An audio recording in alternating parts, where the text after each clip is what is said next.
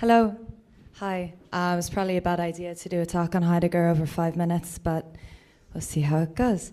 So, yes, as Lorenzo said, I have my copy of Critical Hits here, and the talk that I'm going to give is sort of what I cover in my chapter as well. So as he said, Critical Hits is a collection of essays from 11 really wonderful writers and developers.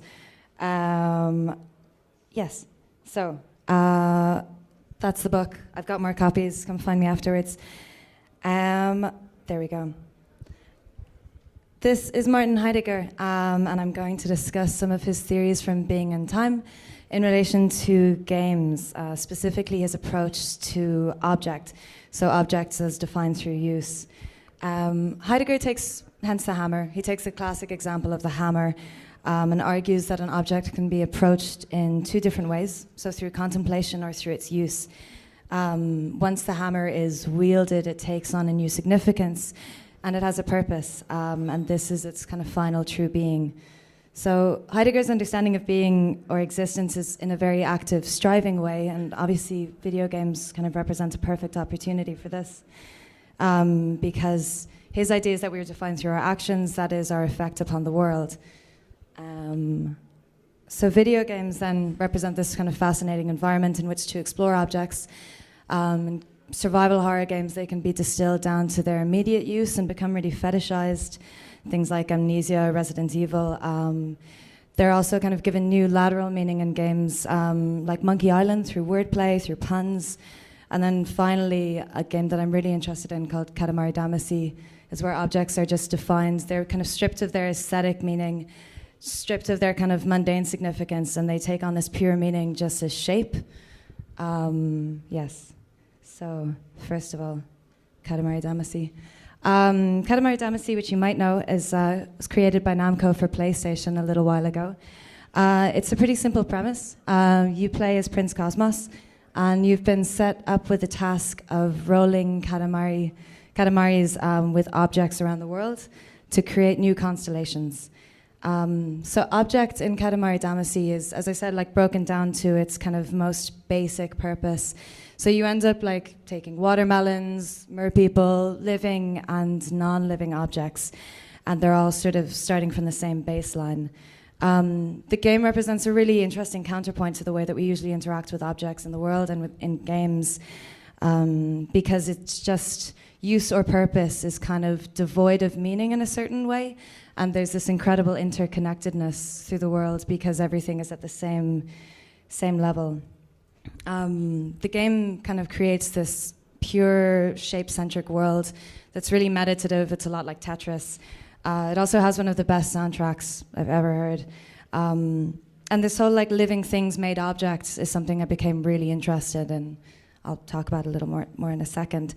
So as I said, the thing I liked about this was that everything becomes quite interconnected, because the way that we experience, the objects that we experience in the world have a kind of interconnectedness through their use. So for example, like a glass of water is kind of connected to humans through liquid, through its source, as well as through its ultimate purpose.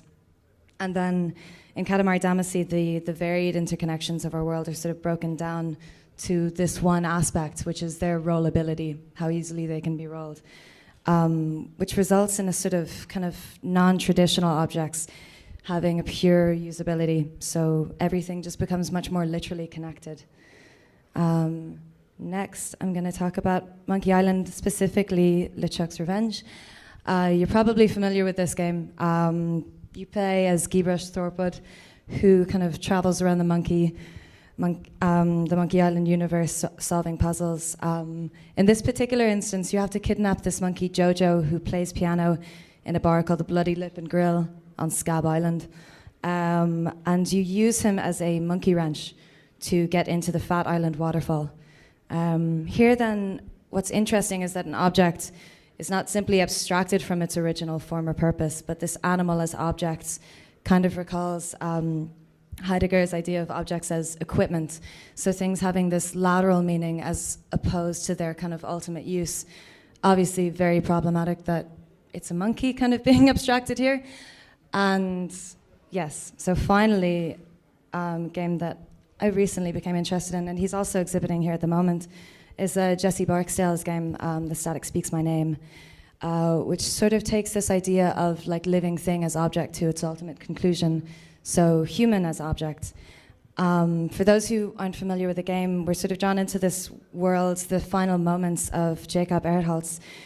So we wake up in his house and we're quickly tasked with the idea of like feeding ourselves, and you wake up next to an aquarium full of live prawns, which are labeled my babies, and this is how you feed yourself. And everything goes pretty downhill from there, as you can see.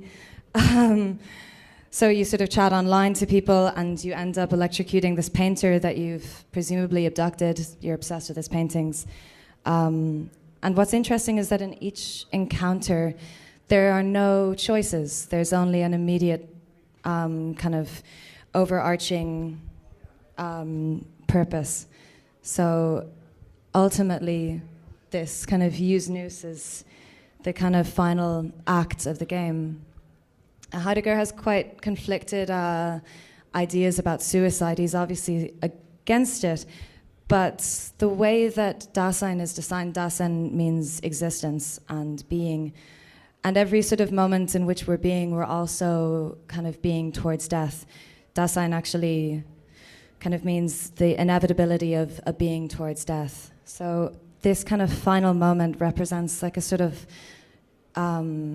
unnatural authenticity, because it's this the ultimate act of killing oneself. In Heidegger's ideas, the nullification of the world's possibilities, but at the same time, the only real ultimate thing that can happen. Anyway, yeah, death. Thank you very much, and please get the book. I promise it's not all about death. Thanks.